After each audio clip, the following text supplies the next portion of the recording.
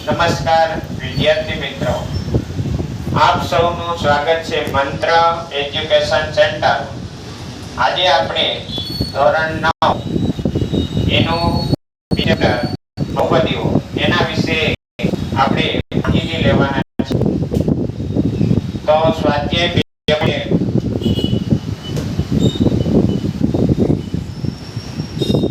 દાખલા નંબર 1. નીચે આપેલી અભિવ્યક્તિઓ પૈકી કઈ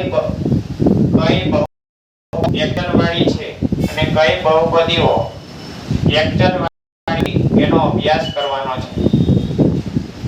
પહેલો દાખલો 4x - 3x + 7 y નો સ્ક્વેર પ્લસ વર્ગમૂળમાં 2 ત્રીજો 3 વર્ગમૂળમાં d પ્લસ t વર્ગમૂળમાં 2 ચોથો y પ્લસ 2y પાંચમો x ની 10 ઘાત વત્તા y ની 3 ઘાત વત્તા t ની 50 ઘાત.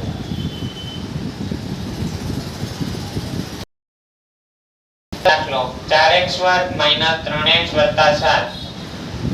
આમાં ચલ છે, આમાં x છે, x નો વર્ગ છે, અહીંયા x છે એટલે બીજો ચલ નથી એટલે આ બહુપદી છે. બહુપદી એક ચલ વાળી બહુપદી છે. બહુપદી છે. બીજો દાખલો y નો વર્ગ છે વત્તા વર્ગમૂળમાં 2 છે. y એક જ ચલ છે એટલે એક ચલ વાળી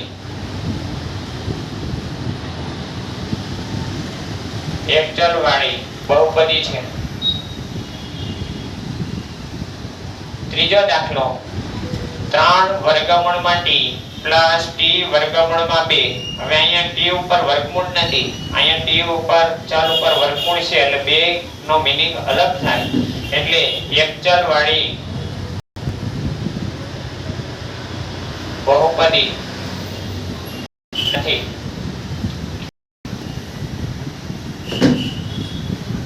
ચોથો y ની તમે આ ઘાત કરો તો y પ્લસ 2y ની -1 ઘાત. કોઈ પણ બહુપદીમાં ઘાત છે માઈનસ ન હોય એટલે એક ચલ વાળી બહુપદી નથી.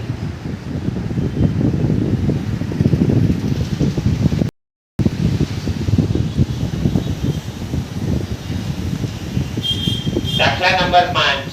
x ની 10 ઘાત વત્તા y ની 3 ઘાત વત્તા t ની 50 ઘાત.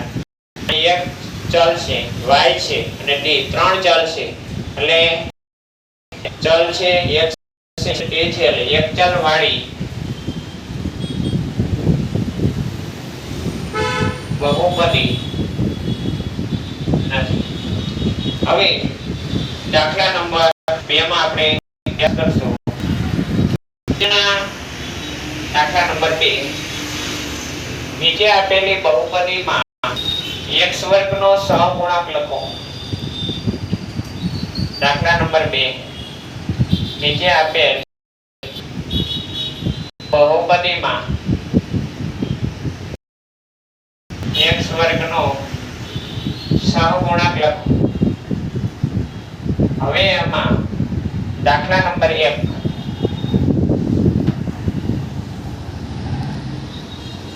2 પ્લસ x નો વર્ગ વત્તા x બીજો -x² વત્તા x ઘન. ત્રીજો દાખલો 5/2 વર્ગમૂળમાં 2 x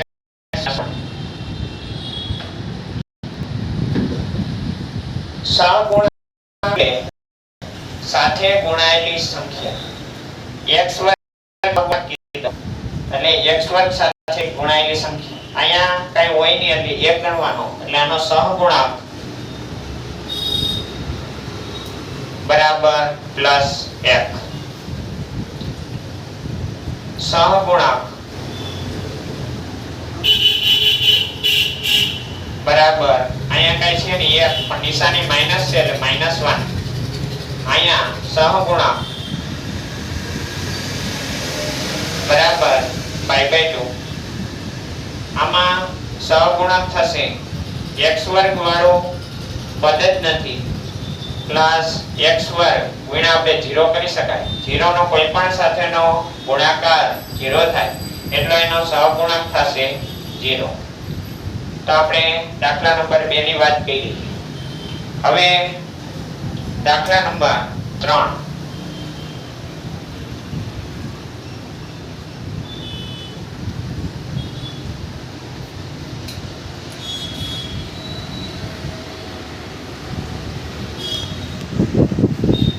35 ઘાતાંક વાળી દ્વિપદીનું કોઈ પણ એક ઉદાહરણ આપો અને 100 ઘાતાંક વાળી એકપદીનું કોઈ એક ઉદાહરણ આપો. 35 ઘાતાંક વાળી દ્વિપદી તો p of x બરાબર x ની 35 ઘાત અને દ્વિપદી કીધી છે એટલે બે પદ હોય ગમે તમે મૂકી શકો y ની 35 ઘાત વત્તા તમે 9 10 ગમે રાખી શકો. બીજો એમાં છે કે 100 ઘાતાંક વાળી એકપદીનું એક ઉદાહરણ આપો તો 100 ઘાતાંક વાળી એકપદીનું ઉદાહરણ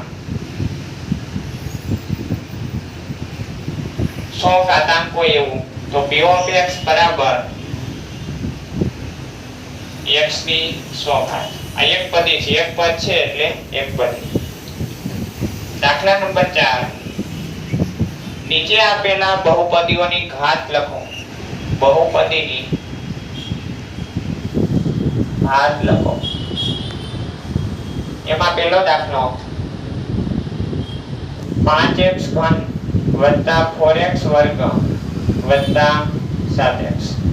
બીજો દાખલો 4 - y². ત્રીજો દાખલો 5t - √7. ચોથો દાખલો 3x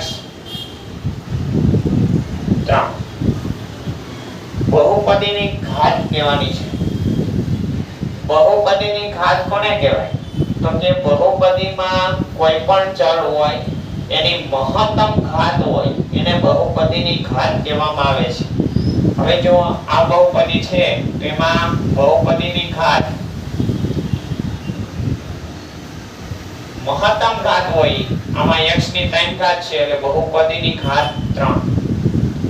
બીજામાં 4 - y² એમાં બહુપદીની ઘાત y ની 2 ઘાત છે એટલે 2. આમાં ત્રીજા દાખલામાં 5t - √7 બહુપદીની ઘાત t ની 1 ઘાત છે એટલે 1. આમાં ચલ જ નથી ગમે ચલ લઈ લઈએ એની કોઈ પણ ઘાત 0 મૂકો કોઈ પણ ની 0 ઘાત એટલે જવાબ 1 આવે એટલે બહુપદીની ઘાત 0.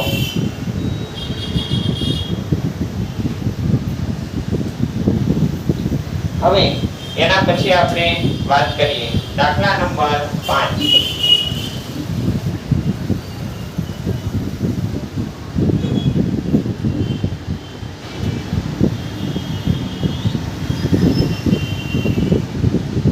નીચે આપેલ બહુપદીને સુરેખ બહુપદી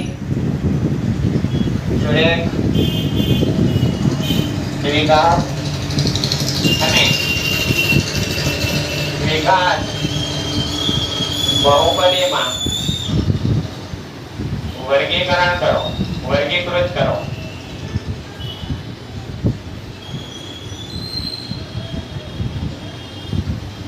દાખલા નંબર x નો વર્ગ વત્તા x x માઈનસ x નો ઘન y વત્તા y નો વર્ગ વત્તા 4 1 વત્તા x 3t r નો સ્ક્વેર અને 7x નો ઘન. હવે સુરેખ દ્વિઘાત અને દ્વિઘાતમાં આપણે વર્ગીકરણ કહેવાનું છે. સુરેખ બહુપદી હોય એમાં ચલની ઘાત 1 હોય. દ્વિઘાત બહુપદી હોય એમાં ઘાત છે 2 હોય. દ્વિઘાત બહુપદી હોય એમાં ચલની ઘાત છે 3 હોય એને દ્વિઘાત બહુપદી કહેવાય. હવે આમાં બહુપદીમાં અહીંયા બે ઘાત છે એટલે આ દ્વિઘાત બહુપદીનું ઘાત છે, દ્વિઘાત બહુપદી છે. પછી આમાં 3 ઘાત છે એટલે દ્વિઘાત બહુપદી છે. હવે આમાં મહત્તમ ઘાત જો 2 છે એટલે દ્વિઘાત બહુપદી છે. આમાં x ની ઘાત 1 છે, x ની ઘાત 1 હોય એટલે બહુપદી છે. આમાં 3d છે એટલે ચલની ઘાત 1 છે.